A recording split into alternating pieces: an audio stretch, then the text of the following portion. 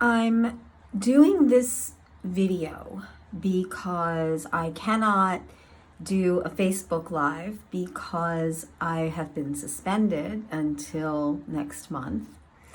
And Instagram also seems to be doing some strange things with my reels.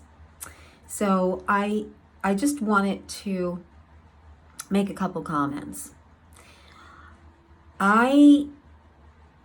In the wake of that election on Tuesday, I was disappointed, obviously. I really wanted John Fetterman not to win. I wasn't particularly crazy for Dr. Oz to win, but I really, really did not want John Fetterman to win for a couple of reasons. First, I didn't like the man. I don't think he's a good person. I don't think he's competent. I think he's ill. I think he needs to be home. Not that I have any particular level of compassion or empathy for him, but he's a human being, which I'm going to get to in a minute. And I think he deserves to be taken care of by a wife who one would think would care more about his health than his professional career path and her professional career path. However, it wasn't just Fetterman. It was something that I was afraid of. Something that I was afraid that I would find out if he won. And I found it out. There is a large number of people in my beautiful Commonwealth of Pennsylvania who have become nihilists or nihilists, I never know how to pronounce that word, and who truly have devolved from the sort of people that I grew up around into who were good, decent, honest, moral people, give or take a few relatives, and have devolved into things and creatures that I do not recognize. I saw it when Dobbs came down, the decision in Dobbs, and Roe was overturned. I saw the panic, the anger, the frustration on the part of many women and the men who wanted to date them. The fathers of young women who were so concerned about their reproductive autonomy. These poor Madam Ovaries whose rights were being restricted. As an aside, can I say that I don't like, trust, respect, or understand any man who is willing to give a woman complete dominion over whether or not his child is born. But, another story for another time. So after Dobbs, I did see a lot of upset, and I wrote about it and commented about it. And I mean, it was expected. You don't change 50 years of a mythological precedent, which had no basis in the Constitution, but you don't change that essentially overnight and have people just go, oh, okay, move on to the next thing. No, we knew that there was going to be a reaction, and indeed there was. The reaction, though, was so unbelievably virulent, so crazy, so maniacal on the part of these women and again, their male supporters, that I was taken aback. I never thought that people in the 21st century could be so upset that they would have to be limited in the place, time, and manner that they were going to terminate their pregnancies and, terminate their children. It wasn't as if the United States government was saying, you will never be able to get an abortion, which I wish it would do that, but never going to happen. It was simply a return of a barbaric process to the states honoring federalism. And I figured that women would understand that, okay, can't get my abortion in Alabama, I'm going to come to Pennsylvania because we got Josh Shapiro as our Attorney General and now our future governor. And we got Tom Wolf as our current governor, abortion clinic escort in his free time. We have the city of Philadelphia, which is overwhelmingly blue and has absolutely no problem whatsoever with state representatives. I won't name the state representative that I'm thinking of, going and stalking young pro-life activists who are simply praying the rosary outside of a Planned Parenthood. So it never occurred to me that women would be so triggered and become so in need of a shot of Thorazine at the thought that they couldn't access nationally across the board the same rights and so-called privileges that they thought they had before. But they got crazy. Everyone got crazy. And all of a sudden, it became about getting that abortion. It became the story of, these older women my age, women who were way beyond our childbearing years, women who the only way they were going to get pregnant is if the angel Gabriel, sat outside their window and said, look at me, got some news for you.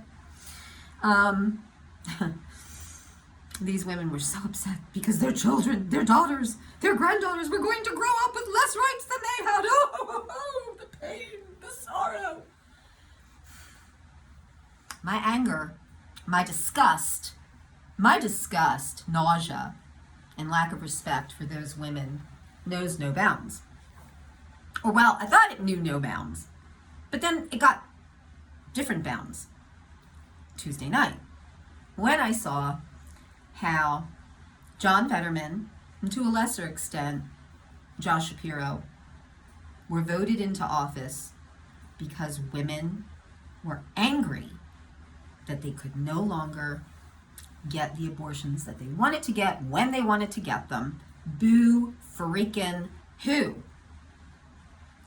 And I saw that became the main and let's be really honest, only reason that these flawed, incredibly flawed candidates won their races. Now, don't get me wrong. I never actually expected that Doug Mastriano was going to win the gubernatorial race because Pennsylvania is not a red state. It's purplish. And he was, while I don't think he was a radical, I think that there was a lot of misrepresentation in the news. His views were well right of center. Josh Shapiro is able to package himself as this Montgomery County moderate, and he snookered some Republicans, some people that I know, into believing that he was just a moderate. Oh, those nuns, those little sisters of the poor, oh, I really liked them. I wasn't, I didn't want to, sue the government and then, they intervene and then all of a sudden I'm going to be suing them too. No, love nuns. Like Catholics, a little bit. But I didn't expect Doug Mastriano to win. I did not expect John Fetterman to win. And when he won, and I saw the glee and the exultation on the part of, let's be honest, women. I knew what it was. I knew why it was. I knew who they were. I knew who he was. And I felt devastated. And at this moment, I feel devastated. I have blocked, unfriended. I'm in the process of doing Sherman marching through Atlanta right now. I haven't gotten to every single person. So there are some people who I haven't blocked yet because unfortunately I have been suspended by Facebook. So April Polini can only do so much, whereas Christine Flowers is attempting to clear house. But I'll get there. I need to get those people out of my airspace. I need to get that philosophy, that nihilistic philosophy of babies serve my convenience and my purpose in my life.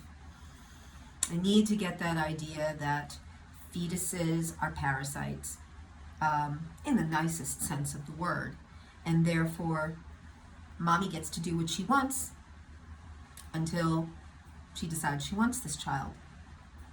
And please don't talk about the nuance there and that women need, abortions for their health care and what have you. The only time an abortion is ever necessary is if having that child will kill the mother. Nothing else.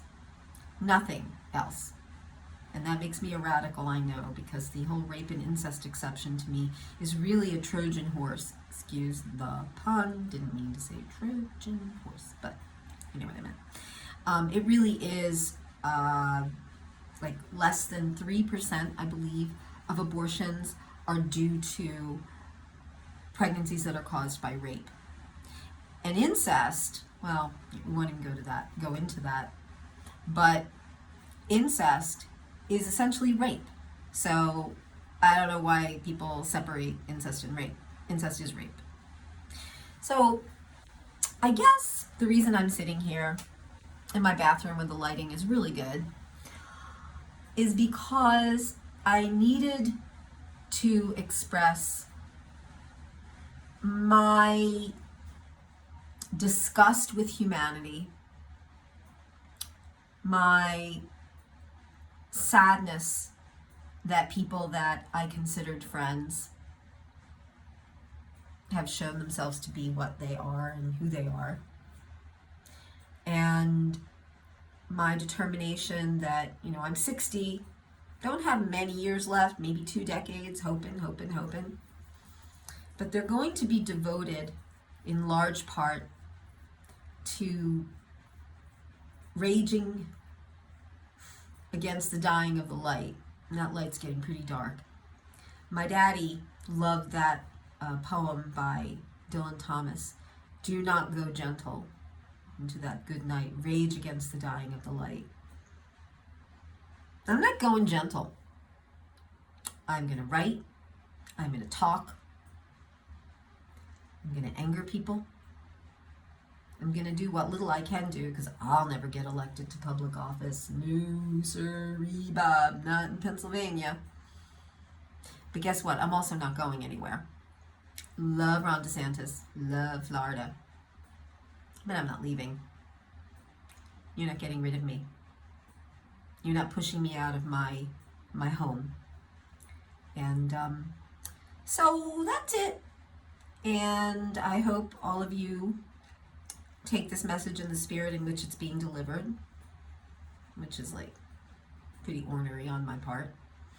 And as we move into the holiday season, I intend to be happy and light of heart, because I've made that determination now that I'm going to cut out of my life people who hold the types of views that put John Fetterman into office, excise them like the cancer that they are, and move forward,